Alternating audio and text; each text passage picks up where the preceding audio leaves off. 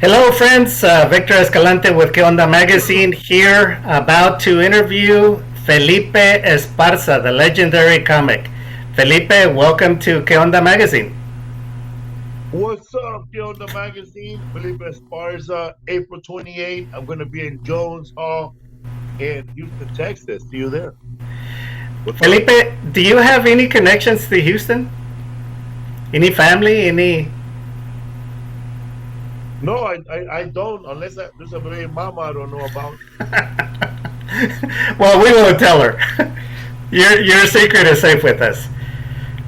I'm Felipe, sure anybody with with my last name, we're related because there's not a lot of us, and we're probably connected somehow, like Esparza. our publisher is named Esparza, so you may be Are related. you? Yes. Uh, all right. So, Felipe, you were born in Sinaloa, Mexico. Tell us how you got to the States. Well, when I got to I was originally from Sinaloa, Mexico, and then we migrated to Tijuana, Baja California, which where most of my father's family lived at the time. And we had family right across the border, like across the street. We had family members in San Isidro, California. So we pretty much had all our family within the border at that time. So Okay. we crossed illegally fair and square the first time, and we got busted. And I remember that the coyote, which my friend Rodrigo calls them, the Mexican travel agent, um, they caught us, and the person that was taking us in illegally, I guess he was an American citizen, and they let him go, and they kept my mom, and they separated us. I remember we were locked up in I don't know, they gave us food, and we watched television. And the next day they released us at the border of Tijuana, just like that, just like that. And then my mom came, and like 2 hours later, I guess we waited for her, and we went back to my aunt's house. And then we tried it a bunch of times. We kept getting caught, but finally, my aunt came out with a crazy idea, and we crossed the border. Felipe, were you born a comic, or was this something that you discovered that you had this innate talent within you in rehab? Oh no, I was not born a comedian. I was born binary. No, I was born like when the get go. I had a big personality. My mom said. Okay. Did you always mouth off to your parents as a young boy, making jokes out of everything? No, in my house you couldn't really mouth off. Like we were not allowed to talk or sing or be funny when we ate food. So my brother and I was sneaking a joke to each other. How would you sneak So this? that they shut up. Was this like in small papers that you passed to each other? Kind of because sometimes the food that we were eating, we didn't want to eat it. So we would like pretend to eat it and put it in a napkin, and then we would laugh.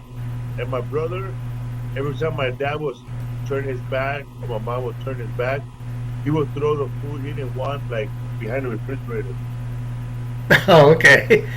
So tell us, how did you get first get started as a stand-up comedian, and what was the journey like to becoming a professional comic? When I first started doing stand up comedy, for your listeners out there who are like under 35 years old, there was no internet, there was no social media back then. There was the internet, but it was like you had to like know people. Yeah, it was like mostly like there was just a bunch of people sharing data to each other, but now it wasn't like a big internet. So I still had to go old school. I went to the library, and I asked the librarian, I talked to her like she was a career counselor, like she was a career planner. And I looked at her and I said, I want to be a comedian. I want to do stand-up comedy, but I don't know how to start. I don't know how to write. So we went. She took me to like this. She gave me the number of how to find comedy writing and writing Right. for scripts. It was a section in the library Yeah, that you had to go look for books.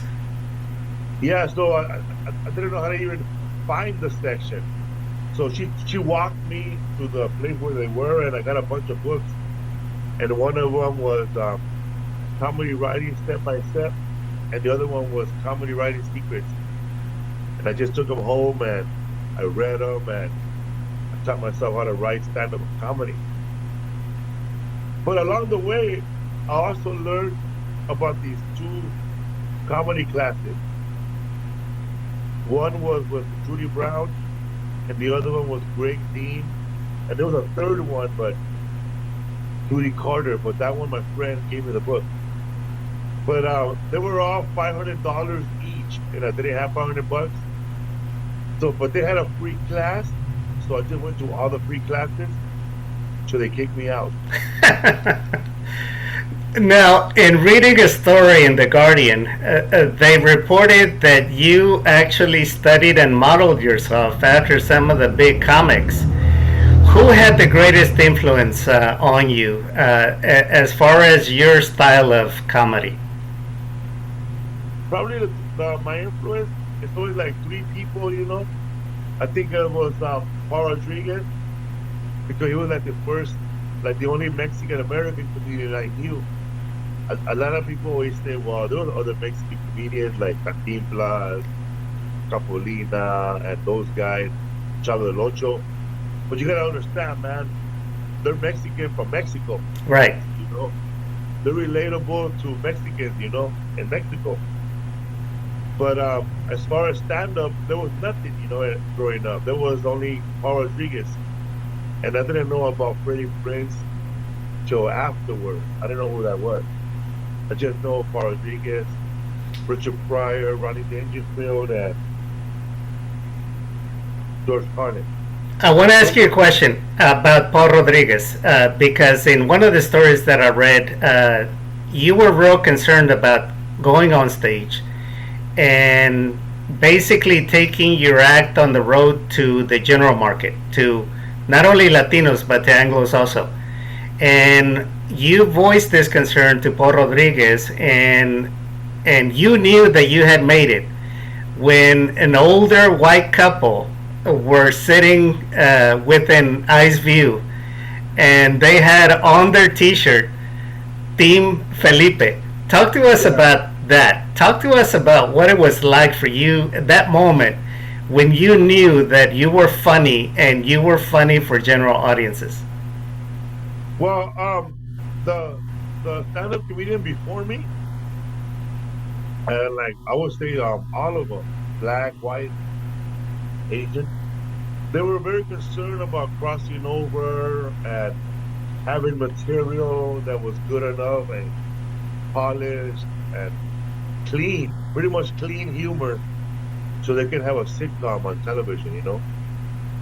And a lot of comics were worried about that. A lot of Latino comedians. So one day I just talked to Paul Rodriguez and I said, man, how did you cross over? You know, like, how do you cross over like to a white audience, to a mainstream audience? And he goes, man, he goes, don't worry about that right now. Just focus on being funny. And if you're funny enough, those people will cross over to you eventually. And I'm pretty much sure, I didn't know what he meant by that at the time. But when I won Last Comic Standing in 2010, we were on comedy tour. We went to like the whitest town, man, like the whitest town in America, probably for me at the time. Like even the poor people were white. Like the graffiti in that town was done by white people, and it was in Allentown, Pennsylvania. Like I only heard of that place from Billy Joe songs, you know. But when I got there, all the white comics did their thing, I went up on stage, and remember those T-shirts, like in that movie, Napoleon Dynamite? They had vote for Pedro Yes. and whatever, but these people had Team Felipe on their shirt. They were like retired couple. Yes. And that's when I realized that yeah, I crossed over, or they crossed over to me. What did that feel like for you to see that in the audience? I feel like I got another one. Another one of many. How many years have you been doing stand up comedy, Felipe? Back then, I was doing it for like 12, I think. Yeah. Okay. And tell us, your comedy often touches on personal experience and struggles. How do you decide which stories to share on stage? And do you ever worry about being too vulnerable of some of the stories you tell? Well, first of all, a lot of comedians, like like they like to borrow ideas or sample jokes, or still jokes, or basically like take the punchline and add their own point of view to a subject. So I figure that if I write like that, I'm gonna go into that problem where I worry about people stealing my jokes. So I decided to just talk about myself. That they can't steal what's already mine. And I was kind of worried about other comedians being funnier or writing clever jokes better than me. But then a friend told me that that nobody's gonna be better than me. Then what I mean, nobody's gonna be better than me being me. Like they could copy the joke, but they're gonna not copy the personality. My true life. So I just started talking about the painful stuff in my life, and I try to get as dark as possible. So when a person decides, well, I might take that joke, it'll be too painful for him, or there's no way that that person can say it because it never really happened to him. Okay. Do you do all your writing, or do you now have a team of writers that do most of the heavy lifting for you? No, man, I do all the writing myself. I'm not at that level where I have enough money to hire writers, or Mm-hmm. not yet. But one day, maybe when I'm 70. Your comedy has been praised for its authenticity and relatability. How do you go about crafting material that connects with audiences on a personal level? Since you on tour, you're dealing with a lot of different ethnicities. Well, to tell you the truth, when I'm on tour, I'm only dealing with one ethnicity. Okay. Like my audience is predominantly, like I would say, 90% Mexican American or Salvadoran American or Nicaraguan American, but in that same audience, there's like 5 genres of Mexican Americans. Like maybe there's 2% that's really really woke in my audience, that's Mexican American, and then there's like another 20% that's probably lesbian, Mm-hmm. they're Mexican American, and then there's people who are into goth at my show, and then the rest are the ghetto ass people, the people that buy clothes and then take it back to the cleaners and then take it back to the store and get their money back. So my audience is mainly Mexican American, man, or depending on where I'm at. Like if I'm in Nashville, Tennessee, the show is gonna be 80% Mexican American, 20% white. But out of the 20% white, those are gonna be white people that are married to Mexican American or they're married to black people. Interesting. So when I go out, I get like I get the cool people, man. Like if you're white at my show, it's because you took the time to realize to find out who the hell I was, and you probably listened to me from a podcast. Or Netflix, which Yeah. one of my followers told me that she found you on Netflix. Yes. Also, I went viral recently on Instagram. So my audience is changing. Like I saw more white people at my show the last time I was in San Antonio. Okay. All Yeah. right. Tell us your podcast, What's Up, Fool, features interviews with fellow comedians and industry residents. What have been some of the most interesting conversations you've had on the show, and how has it influenced your own comedy? My biggest, most memorable guest, I would have to be I interviewed one of the guys from Hollywood Boulevard that does himself like a superhero Mm-hmm. and take pictures with people and get money. Okay.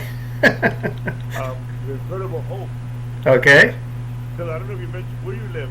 I live in Houston. I'm home based in Houston, yes. You never been to Los Angeles? I have. It's a very interesting city. I've been as a reporter out there covering different news stories. Well, in Hollywood Boulevard, a lot of people dress up like celebrities. Yes. Gonna hustle you for money. Like if you go there right now, there's a guy who looks like Michael Jordan, and he has a basketball, and you can take a picture with him. Okay. So there's a superhero too there, a Superman, Wonder Woman, Batman. So there's a guy who dressed up in Incredible Hulk. I was buying marijuana at a legal marijuana dispensary on Hollywood, Uh huh. and I saw him in there.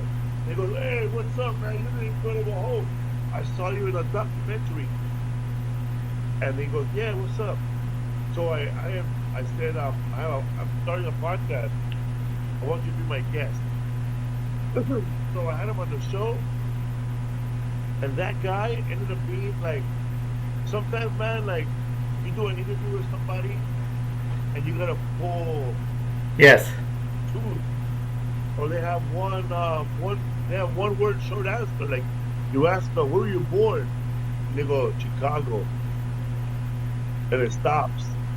This guy was like the interviewer's dream, man. He said, when I asked him where you're from and what made you decide on Hollywood and what were your goals, those three things, he talked for 40 minutes. That was a whole book. That was a whole book in 3 questions, wasn't it? So when I asked him, how'd you come to LA? He said, he goes, I was watching television and I decided to be an actor that moment. And I sold my Nintendo 64 and all my video games, and I bought a one-way ticket to Los Angeles. And he bought a ticket. But on the way to Los Angeles, he got pulled over in Texas for a crime he didn't commit. Wow. And then they released him. And when he got to Los Angeles, the first night in LA, that's when the LA riot started. So everything got crazy. Wow. He's like the Forrest Gump of homelessness. Which leads me to my next question. And your comedy tackles serious topics with humor and wit. How do you balance making people laugh with addressing important issues that are important to you? I don't really like when I write a joke. I don't really think about it, the outcome or what that joke is gonna bring out or what that joke is gonna influence. If I wrote like that, I probably only write one joke. Okay. So if I see something, if it makes me laugh, I write it down. Like one day I was walking in the street and I saw this homeless man. He just put down his pants and he took a dump, and then he put his pants back up. And then he started walking like he didn't even wipe or he didn't even look back. And I thought to myself, that's the confidence I need. So are you there? Are you there now? And that's how I write the joke, like a lot of people might say like, oh, that's gross. That guy just took a shit. He shared himself. But I wish I could just take a dump like that and get up right away and move on. And then I start talking. And then I start talking. I start dissecting the situation more, and I say, I wish I could take a dump like that without my legs falling asleep, and I keep going. Or, man, that guy took a clean dump. Like I know a clean dump. Like I knew right away he didn't have to wipe. Man, if that was me, I would have to wash my back. I start thinking about scenarios, and that's the way the jokes come. Okay. All right. I dissect it, bro. Like I beat it up, bro. To a run out of things to say. What can audiences expect from your upcoming tour and here in Houston? And what are some of the challenges and rewards of performing live? Man, one of the challenges of performing live, as opposed to somebody watching me on Netflix or on Instagram or on TikTok or on any social media, is that when you're live, it's like different, man. It's like you're there, man. You're in the motion. Like you feel like the end. Like when you're laughing by yourself, watching something, you're laughing by yourself. But when you're laughing with 2,000 other people, there's an energy you feel. Now you feel high. Like if you have to pee at that moment, you're gonna pee on yourself. Yes. Because you're feeling the vibration and the energy of everybody around you. And then I'm up there, man. I might do one joke, but I'm throwing in extra tags in there. Like I'm not letting you breathe. I'm trying to choke. I'm trying to make you laugh to death. Yes. There's something. Choke without breathing. Like you're in the motion, man. There's Yes. drinks. But you walked into that place with problems, man. Like, or you walk in there for your birthday. You're there to celebrate something.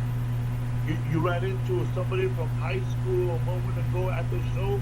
It's a whole vibe, man. Like I can't explain it, man. But me personally, when I go watch a live show, that's what I get out of it, man. It's the whole vibe. And you don't get that when you're watching it at home with your pajamas and your dog in your lap. That's true.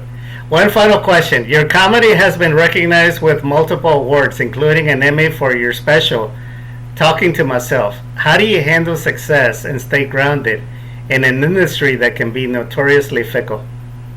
What'd you say? What talking to myself? How do you stay grounded Emmy and talking to myself? Yeah, you have won numerous awards, and so the question is, how do you stay grounded? How do you stay true to yourself? Well, I stay true to myself by remembering that I only won one award, which was Last Comic Standing. Okay. And $250,000. And the way I stay grounded is that I don't know, man. I've been pretty much broke. Not broke, like some people say they're broke, or I've been cash poor now. Like I've had money. I've never been without money, but I know that in 2 weeks I'm gonna have money. Like that's where my life has been. Is like 2 weeks from now, man. Watch. How do you want to be remembered, Felipe? Also, I grew up with parents that were very careful with money. Yes. They were tight. Because their parents come from the Great Depression. Yes. So they're like really tight with money. Bien tacaños. Bro, like they rather spend money on cheap jelly than good jelly. Some things you can't. Some things you gotta splurge. One final question, Felipe. How do you want to be remembered? I want to remember, like Richard Pryor said, as people remember me and people say my name, and the first thing that comes to them right after is, man, that fool was funny, huh? That's it, man. All right. Well, I appreciate you spending. It's sad to be remembered like this. Felipe Esparza, oh yeah, who's that? Google them. It's been a great pleasure to have you with us, Felipe.